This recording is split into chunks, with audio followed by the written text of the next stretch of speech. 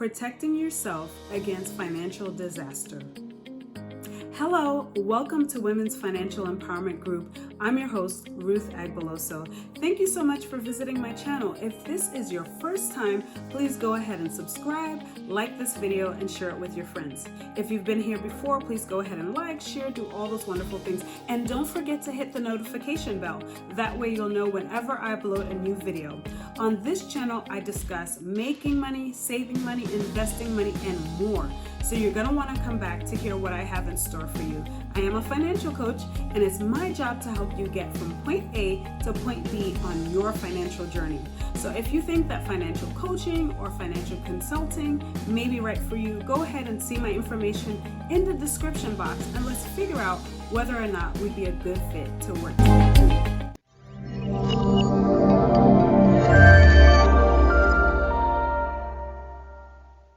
Protecting yourself against financial disaster. In this video, I talked live with my private Facebook group, Women's Financial Empowerment Group, in parentheses, WFEG, about ways that we can protect ourselves against financial disaster. So stick around until the end of the video so that you'll get all of the tips. And I also have a free gift for you. I have my list of 8 big budget-busting mistakes that women make. So go ahead, stick around to the end, and you'll get that information. Also, don't forget to like this video and share it and all that stuff, because that really helps this channel, which I need help. I'm a little channel. So thank you so much again, and enjoy the video. What is a financial disaster? Financial disasters can come in so many forms. Well, I don't know if it's so many forms, but several different forms. Some people, when they think about financial disaster, they think of bankruptcy. I don't think that most people even file bankruptcy, but that's one financial disaster. Another financial disaster could be being weighed down in a lot of debt. So having a lot of debt can be a financial disaster. Not having the money to be able to take care of your needs, your everyday needs, to me, that's a financial disaster. So there are different things, and if you think of anything else that I didn't mention, feel free to put it in the comments. So those are some financial disasters. So how do you avoid financial disasters? There were several different tips that people shared last night, and I was one of the moderators moderating the room, so I also gave some tips. So I wanted to share some with you. Now, when it comes to debt, so let's talk about that one first. To avoid that financial disaster, debt is something that gets stacked up, So you may start off easy peasy, you get your first credit card and you're like, oh, I'm going to be so responsible. I'm just going to get one thing and I'm going to pay it off. At least that's how I started. So if you're not like me, that's fine. That's the attitude that I had when I first started off. My first credit card was when I was in college. I think I was a freshman. And back then, I don't see them doing it now, but then again, I'm not in college now. They used to sit outside of the college or even inside, and they would recruit people for these credit cards. I mean, they would give you hats and shirts, and I just wanted all the free stuff. I'm just going to put it right out there. Maybe I'm a little bit greedy for free. I don't know, but I wanted all those free stuff. So I was trying to sign up for as many as possible. I think I only got one at that time anyway. Long story short, I started off great, paying off. Then someone older than me said to me, hey, I would like to take this trip, and it's going to be a great trip we could both do. Okay, why don't you put it on your credit card? Hey, I'm 18, 19 years old. I'm thinking, hey, why not? That person promised to pay me back. Let's do it. Years later, no payback, spent money on so many different things. And it really taught me a lot of lessons going through life, my whole credit journey. So one of the things that I noticed, and that's what people do even now, is that you see something in the store and you say, for instance, you see this marker, and this marker has been marked down to say $5. Okay, so you can get this marker for $5 if you use the credit card, right? So that's a deal, right? So you buy the marker for $5, but you don't pay it off. So then you get a late fee or whatever interest rate. Now you're paying $6 for said pen that or marker that was marked down. So you get the point. The more you don't pay it off, the more money you owe. And you think, oh, I've got this, I'm going to get it under control. But bam, you need something. You see something that, man, you need it right away. So you go ahead and get it. You don't have the cash for it. So you're like, you know what? Let me just use my credit card and then I'll pay it off. You didn't have a plan for it, so you really can't pay the whole thing. So you're making little payments here and there. You're trying to keep up. Over time, it just stacks up, and then you end up with that financial disaster of having way too much credit used up. It affects what type of interest rate you get on a car. It affects your home buying process. It affects your job. It affects so many different things. So, in order to avoid that financial disaster, one thing I would always recommend is only buy what you can actually afford. I know that sounds like, duh, I buy what I can afford, but I mean what you can afford to pay cash for. Because you may say to yourself, hey, this just costs $5. I'll just go ahead and get it with my card. But if you do not have that $5 either in your bank account or wherever to pay it back, then what's going to happen when the bill comes and you don't have the money to pay it back. So it's important that you only use your credit card, or try your best not to use your credit card unless you actually have the cash to pay it back. These days they have so many cards that have cash back, have so many rewards and stuff like that. I am not one of those from the school of thought of anti credit cards, so you're not going to hear that from me. But I do believe in being mindful in spending, and also mindful in using those credit cards.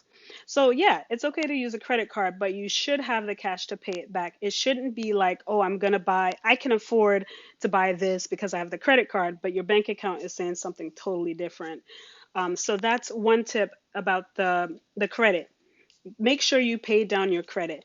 And if you get in a situation where you've let things get crazy and now you're just like, oh my gosh, how am I going to pay this off? How am I going to do this? I am like stuck. I'm not making enough money, whatever. Reach out to your creditors. Number one mistake is to get those bills, throw them in the trash, or just not open them and just pretend like it never happened, right? Number one mistake. I don't know if you've made it. I know I have made it. I can tell you, I've made some really bad mistakes when it comes to money. But thankfully, I've learned from them and I'm still learning. And that's why I'm able to share with other people. And as a financial coach, I'm able to help people kind of correct those mistakes. So you definitely want to open those statements. You want to reach out to your creditors and say, hey, I know that my bill is X amount. I cannot pay X amount right now. What can we do? Let's work out something. And most of the time, they'll be able to work out a plan for you to pay that debt down. But if you ignore it and you let things get crazy, then you're going to get burned in the long run. So you definitely want to make sure that you're reaching out to them and making that communication so that you can get that paid down. And then just stop crediting as much as you can. And if you're in a situation where you're like, my gosh, Ruth, but I don't have no cash. This is all I have is this plastic and I need stuff, like I need food or I need whatever. Trust me, I've been there. I have so been there. So I have solutions for that too. There's ways around it. But continuing to use that credit card is just going to bite you in the butt. It's just a bad idea. So as soon as possible, just stop. When you know that you're in a lot of debt, don't keep adding debt upon debt because it's just a sinking ship. So that's enough about the debt. So another thing that I highly recommend to avoid financial disasters are having an emergency fund. If you've been around me for some period of time, you've definitely heard me talking about emergency funds. I preach that until the whole sanctuary falls asleep or catches the Holy Ghost or whatever. And if you don't know what that means, don't be offended. It's insider, I guess. But it's just like it's so important. And especially, we see what happened with COVID and the lockdown and stuff. So many people lost their jobs. So many people got less pay. I know people who had really great jobs, but their hours were reduced because they had to work from home and only come in certain hours. And it was just kind of a mess. So their quality or the way how they were living before definitely changed. People that did not have an emergency fund and they went through that, they really got burned because they didn't have anything to fall back on. So, emergency funds are something that I really recommend to everyone. Like, I cannot understand why anyone would not have an emergency fund. Obviously, if you are a low income and you're not there yet, that's something to look forward to doing. So I'm not picking on anybody if you're not there because of that reason. But I want to tell you, not because you're low income, that doesn't mean that you shouldn't be thinking about having an emergency fund, because bad things can happen to anybody, whether you're making six figures or you're making three figures. It can happen to anybody, honestly. So you definitely want to make sure you have that umbrella, and an emergency fund is key to keeping you afloat during those times. So get you one. If you're not sure, reach out to me and I can help you figure that out. All right. I'm going to give you two more and then I'm going to let you go. And if this is of value to you and you want me to do another video, I will be happy to do that. Another thing to avoid financial disaster. I'm going to say a dirty word right now, so close your ears if you're very sensitive. Hello, Amy. Good to have you. Close your ears if you're super sensitive. It's a dirty word, but not a cuss word. So the word is budget. It's a dirty word because some people hate that word, right? But it's an essential thing to keep you afloat, to keep you from financial disaster. Why, Ruth? Why do I need a budget? It's boring. It's stupid. I don't like it. The reason why you should have a budget is because you need to figure out what to do with your money. Money, I mean, all of us are adults, so you know it that money goes out faster than it comes in, or maybe it's just my money. I don't know. But money just seems to slip really quickly. And it can go out in tens, in ones, in 50 cents. It just goes. So it's important to have a budget so you can see how much money you have. Oh, Tennille says we love budgeting. It keeps us on track. That's right. It keeps you on track with your money so that you're not overspending in any particular area. Or what I personally like about budgeting, not so much that part, but that I get to spend money on the areas that I really like. So when I work with clients, I try to focus on what sort of things do you like doing. So it's not about self deprivation, it's about living the life that you want to live. So if you're spending all of your money on, I don't know, some random thing. I'm gonna pick one that none of you that are watching me right now use: cigarettes. Okay, I know some people in this group probably smoke, but not the current ones that are watching this. So if you buy cigarettes every single week, and say a pack is $10, $13, whatever, and you continue to pour money into that or whatever, but that's not like a top priority for you. You really would rather go on trips or vacations, but just that $13 every time is eating up so much of your money. You may want to rethink things, and a budget really helps you to be able to do the things that you want to do. So for me, one of my things that I love is I love to travel. I haven't been traveling a lot lately because I've got a lot of things going on, but that's a high priority for me. So I will do without certain things or do less of certain things to be able to do that. Another thing is I like to eat organic food. So in order to do that, I mean, it's not cheap. In order to do that, I have to cut back on some other things.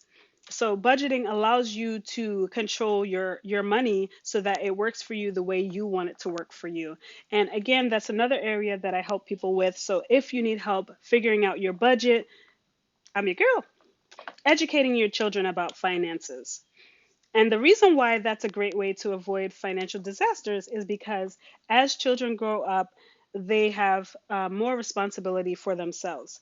So if they take out credit cards or they're using your credit cards or loans or what have you, and they don't have that financial information, they can get into sticky situations where even if you say you're not going to do it, most of the time you're going to do it. You're going to have to bail them out. So if you take the time now to educate them, even if you're not really well versed in the whole financial thing, share with them what you know. Share with them videos. I have tons of videos, and I'll continue to make videos, share with them books, podcasts, whatever, and allow them to be educated on money so that they do not end up in a situation where they put you in a situation where you're going to have to use up your hard-earned money to bail them out and end up in a bad situation yourself.